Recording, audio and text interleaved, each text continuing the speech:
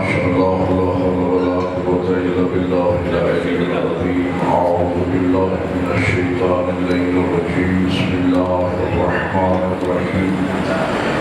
الحمد لله الذي هدانا لهذا وما كنا لنهتدي لولا أن هدانا الله. لقد جاءت رسل ربنا وبالحق. الصلاة والسلام على رسول المسدد والمصطفى الأمجد والمحمود الأحمد أبي القاسم محمد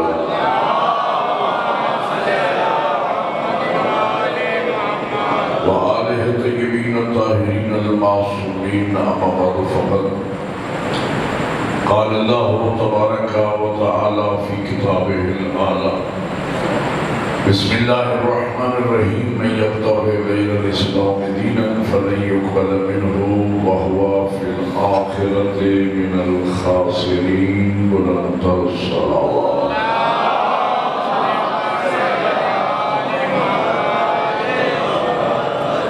برادران ایمانی و علیان حیدر کرار و عاشقان حسین ابن علی، آج کی یہ مجلس ہمارے سلسلے کی چھٹی مجلس ہے، اور میں نے قرآن مجید کی جس معروف آیہ وفی ہدایہ کو عشر محرم الحرام کے لیے سنامہ گفتگو قرار دیا ہے.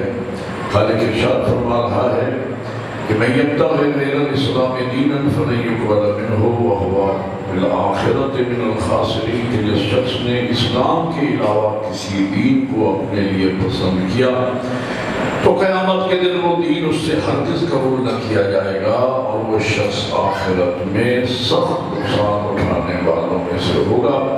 پھر فرمایا: ان الدین عند اللہ الاسلام، ادیان عالم میں جو دین اللہ کو پسند ہے وہ دین اسلام ہے. سلسلہ گفتگو ذہن علی میں ہوگا کہ دین اسلام اللہ کا بنایا ہوا دین ہے، اور بنایا اللہ نے، پہنچایا رسول اللہ نے. جیسا اللہ نے بنایا منو ان ویسا ہی رسول اللہ نے پہنچایا. یہاں پہ سوال یہ پیدا ہوتا ہے کہ جیسا اللہ نے بنایا ویسا نبی نے پہنچایا، تو پھر امت میں اختلاف کیوں ہے؟ امت میں انتشار کیوں ہے؟ امت میں فساد کیوں ہے؟ یہ امت ایک کیوں نہیں ہے جبکہ ان کا خدا ایک ہے، جبکہ نبی ایک ہے، جبکہ دین ایک ہے؟ تو یہ امت 73 فرقوں میں کیوں بٹ رہی ہے؟ دیکھیں، اس وقت امت مسلمہ کا سب سے بڑا پرابلم جو ہے، مشکل جو ہے، وہ فرقہ بندی ہے، وہ انتشار امت ہے. اور اس وقت امت اسلامیہ کی سب سے بڑی ضرورت وحدت اور اتحاد امت ہے، جس کے لیے قرآن بھی حکم دے رہا ہے: وَاعْتَصِمُوا بِحَبْلِ اللَّهِ جَمِيعًا وَلَا تَفَرَّقُوا.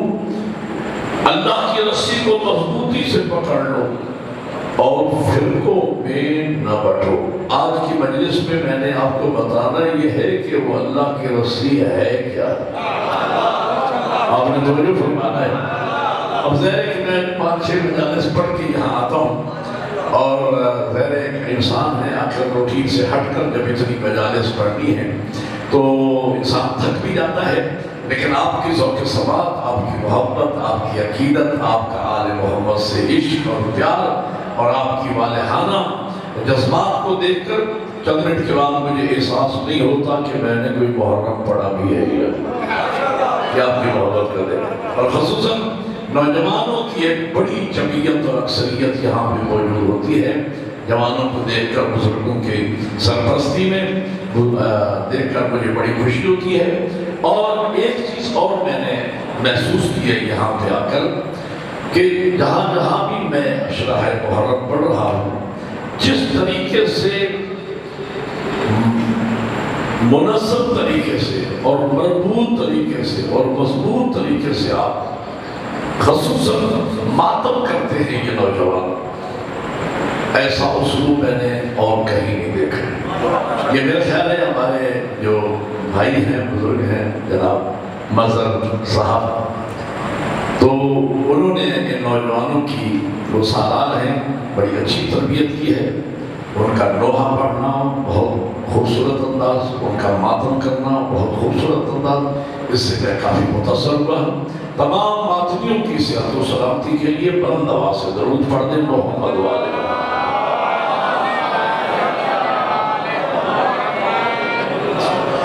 اب سوال یہ پیدا ہوتا ہے کہ جب اللہ نے دین بنایا اور نبی نے منوان پہنچایا، تو جو نبی نے دین ایک پہنچایا تو امت 73 فرقوں میں کیوں بٹ گئی، اور یہ 73 طریقے کہاں سے انہوں نے نکال دیے؟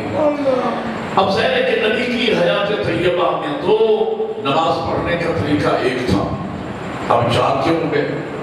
روزہ رکھنے کا طریقہ ایک تھا، روزہ کھولنے کا طریقہ ایک تھا، زکوٰۃ کن چیزوں میں واجب ہے کب نکالنی ہے ایک طریقہ تھا، حج کیسے کرنا ہے ایک طریقہ تھا، لیکن آج امت میں مختلف طریقے۔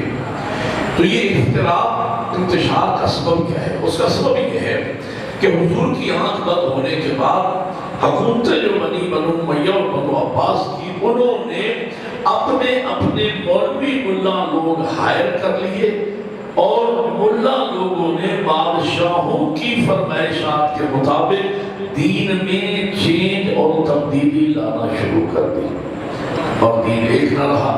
یعنی یہ فرقہ پیدا ہوا مولویوں کی وجہ سے، یہ فرقہ پیدا ہوا مختلف رہنماؤں کی وجہ سے، یہ فرقہ پیدا ہوا مختلف پیشواؤں کی طرف سے کہ انہوں نے آیات قرآنی کی توجیحات و تفسیرات مختلف کرتے چلے گئے، اور ہر ایک الگ الگ اپنا فرقہ بناتے چلے گئے، اور آج امت میں یہ انتشار و فساد پیدا ہوا کہ امت ایک نہیں رہی۔ اب میں ایک بات سوچتا ہوں طالب علم کی حیثیت سے، بات یہ ہے کہ آج انٹرنیٹ کا دور ہے، ترقی یافتہ زمان، آج مشکل ترین مسائل پر قابو پایا جا چکا ہے۔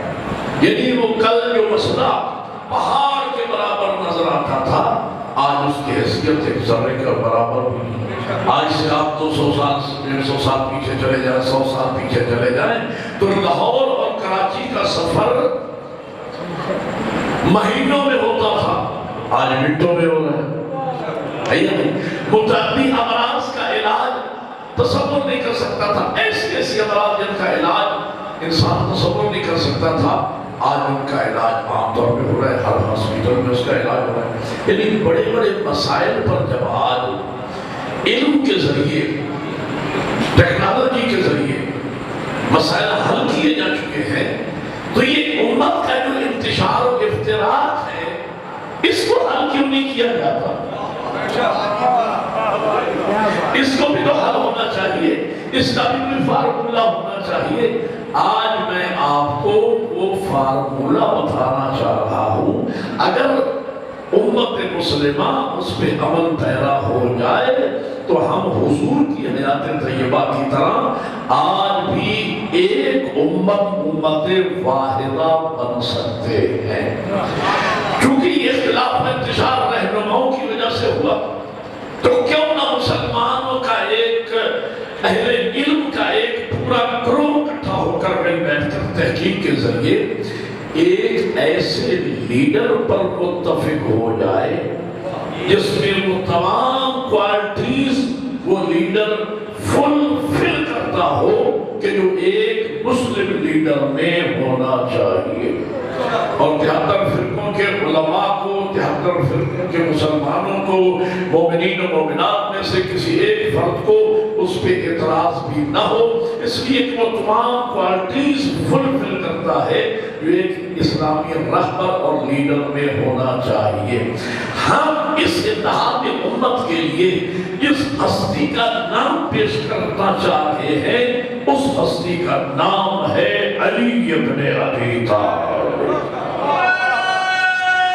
مل کے عبادت کرنے والے بولے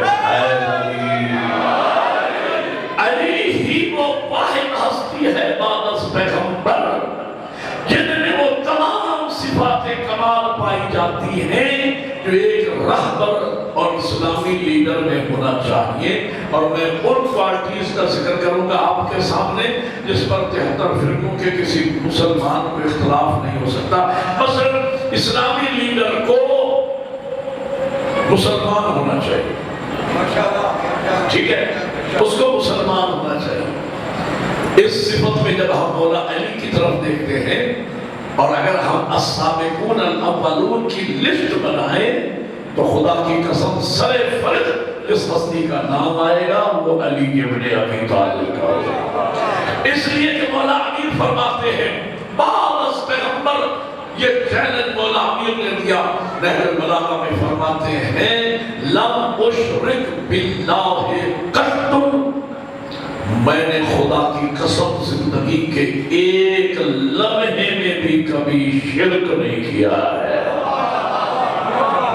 نبی کی صحبت میں جتنے بیٹھنے والے ہیں دنیا جانتی ہے، کوئی 40 سال شرک کرتا رہا، کوئی 20 سال بت پوجتا رہا، کوئی 10 سال بتوں کی پوجا کرتا رہا، اور علی فرماتے ہیں میری شخصیت وہ ہے، میں نے زندگی میں حتیٰ کہ بچپن میں بھی ایک لمحے کے لیے بتوں کو سجدہ نہیں کیا۔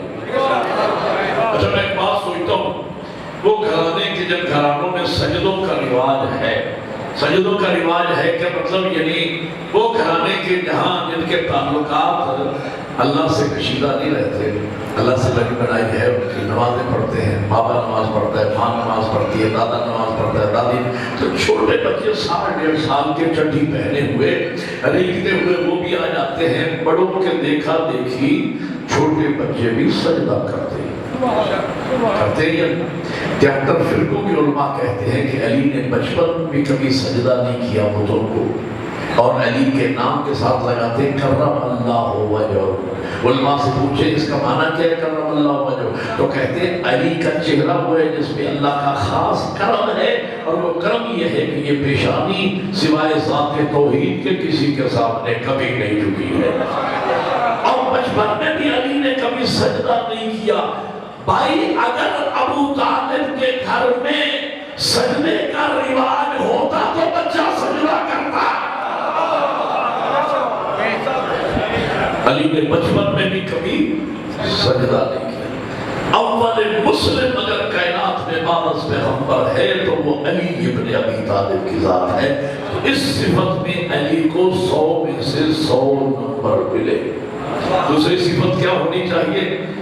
اس پر میں پورا عشرہ پڑھ چکا ہوں 10 مجالس، لیکن میں آپ کو ایک تھیم سنا رہا ہوں اور کل بات آگے بڑھ جائے گی کیونکہ میرا موضوع دوسرا ہے۔ تو دوسری صفت یہ ہونا چاہیے کہ اسے مومن ہونا چاہیے۔ ایک روایت سناتا ہوں حلالیو، آپ کا روایت سن کے آپ کا دل میں ٹھنڈک پیدا ہو جائے تو میرے لیے دعا کر دینا۔ پیغمبر تشریف فرما ہے، حضور فرماتے ہیں ایمان کے کل 10 درجے ہیں، میرا سلیمان 10ویں درجے پہ فیض ہے، میرا ابوذر 9ویں درجے پہ فیض ہے، میرا مقداد 8ویں درجے۔ مدارج بیان کر رہے تھے، سلیمان کھڑے ہو گئے، یا رسول اللہ آپ نے مدارج میں علی کا نام نہیں لیا ہے، علی کا کون سا درجہ ہے؟ نبی فرماتے سلیمان تو 10ویں درجے پہ ہے، ابوذر 9ویں پہ ہے، مقداد 8ویں پہ ہے، میرے علی کا پوچھتے ہو، میرا علی تو کل ایمان ہے، میرے حیدری جمن کلی کلی نگر کلی کلی کل ایمان میرا علی تو کل ایمان ہے۔ اس صفت ایمان میں بھی علی کو 100 میں سے 100 نمبر ملے۔ کوئی بھی علی کے برابر، جو 10ویں ایمان پہ ہے وہ بھی علی کا نوکر ہے، علی اس کے بھی سردار ہے۔ اس صفت میں بھی علی کو پورے نمبر ملے، ایک پوائنٹ بھی کم نہیں ہوا۔ اگلی صفت یہ ہونی چاہیے اسلامی لیڈر میں کہ اسے مکمل صحبت رسول کا شرف حاصل ہونا چاہیے، مکمل صحبت رسول کا اسے شرف ہوگا تو تعلیمات رسول کا عالم ہوگا، سیرت رسول کا عالم ہوگا۔ اس صفت میں جب ہم علی مولا کی طرف دیکھتے ہیں تو فقط علی کو صحبت پیغمبر کا شرف نہیں ہے، علی وہ ہے جو رسول کی گود میں پلے، فقط گود میں نہیں پلے، زبان رسالت کو چوس کر پروان چڑھنے والی ہستی کا نام علی ابن ابی طالب۔ اور بھائیو یہ کوئی معمولی شرف نہیں ہے، لعاب رسالت کا چوسنا، زبان رسالت کا چوسنا، یہ کوئی معمولی شرف نہیں ہے۔ ابن عباس کہ جنہیں مسلمان حبر الامہ کہتے ہیں، امت کا عالم، اور ان کا ایک لقب ہے مفسر قرآن، اور تاریخ میں لکھا، تفاسیر میں مسلمانوں کی لکھا ہے کہ مفسر قرآن کو بنے تو کیسے بنے۔ ایک مرتبہ حضور تشریف فرما تھے، اصحاب کا مجمع لگا ہوا ہے، سامنے تشت پڑا ہے، اس میں کھجور ہے، حضور کھجور تناول فرما رہے تھے کہ ابن عباس آگے بڑھے، یا رسول اللہ یہ جو آپ کھجور تناول فرما رہے ہیں اور جو تر زبان سے گٹھلی آپ باہر نکالتے ہیں، یہ گٹھلی تو مجھے عطا فرما دیں۔ رحمت للعالمین نے ان کی درخواست کو مانا اور گٹھلی دی، لعاب رسالت سے تر گٹھلی ابن عباس نے بلا فصل اپنے منہ میں ڈالی، اس کو چوسنا شروع کیا، اور وہ کہتے ہیں جیسے ہی میں نے گٹھلی کو چوسا، میرے دل و دماغ میں علوم قرآنی کا ایک سمندر موزن ہو گیا، علوم رسول کا ایک سمندر موزن ہو گیا، اور ایسی تفسیر بیان کرتے تھے اور ایسے علم کے دریا بہاتے تھے کہ جس کی کوئی انتہا نہیں تھی، اور کہتے تھے کہ یہ سب کچھ حضور کی زبان مبارک سے نکلنے والی گٹھلی کو چوسنے کا اثر ہے۔ اب سرحانہ میں جملہ کہتا ہوں، یعنی جو ایک مرتبہ زندگی میں حضور کی زبان مبارک سے لگی ہوئی گٹھلی چوس لے، وہ بنتا ہے مفسر قرآن، اور جو زبان رسالت چوس کے پروان چڑھے وہ بنتا ہے ناطق قرآن۔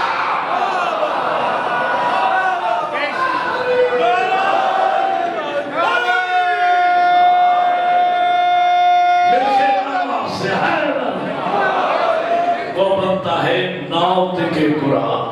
علی کو کیسے صحبت پیغمبر کا شرف حاصل ہوا؟ مولا امیر فرماتے ہیں کہ میں گھر میں نبی کے ساتھ، مسجد میں نبی کے ساتھ، میدان میں نبی کے ساتھ، اور میں حضور کے پیچھے پیچھے یوں چلا کرتا تھا جیسے اونٹنی کا بچہ ماں کے پیچھے پیچھے چلا کرتا ہے۔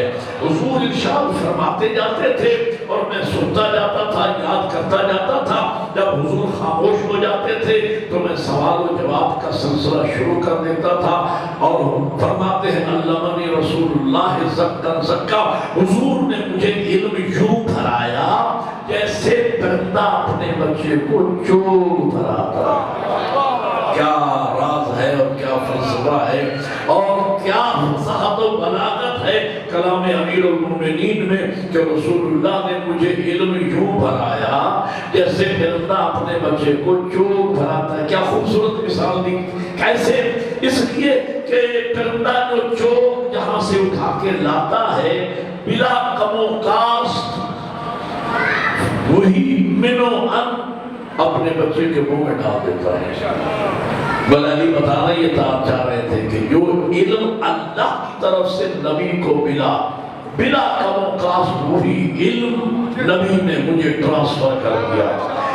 یہ علم ٹرانسفر نہیں ہو رہا تھا، یہ ایک موبائل سے دوسرے موبائل میں ڈیٹا ٹرانسفر ہو رہا ہے۔ توجہ فرما رہی ہے، جو علم ملا کم و کاسٹ، حضور نے وہ علم علی کو تعلیم فرما دیا۔ علی لعاب رسالت کو چوس کے پروان چڑھے، اور یہی وجہ ہے کہ خطیب ممبر سرونی، میرے امیر آقا ممبر سرونی پر بیٹھ کر جب علم کے دریا بہاتے ہیں، سائل اٹھ کے پوچھتا ہے یا علی یہ علم کا ٹھاٹے مارتا ہوا سمندر آپ نے کہاں سے حاصل کیا ہے؟ علی کا چہرہ کھل جاتا ہے، علی کا سینہ تن جاتا ہے، مسکرا کے فرماتے سن یہ سب کچھ لعاب رسالت کو چوسنے کا اثر ہے۔ اس صفت میں بھی علی کو 100 میں سے 100 نمبر ملے۔ اگلی صفت کیا ہونا چاہیے اسلامی رہبر اور لیڈر میں؟ اسلامی رہبر اور لیڈر کو قرآن اور تعلیمات رسول کا عالم ہونا چاہیے، کہ جب بھی جس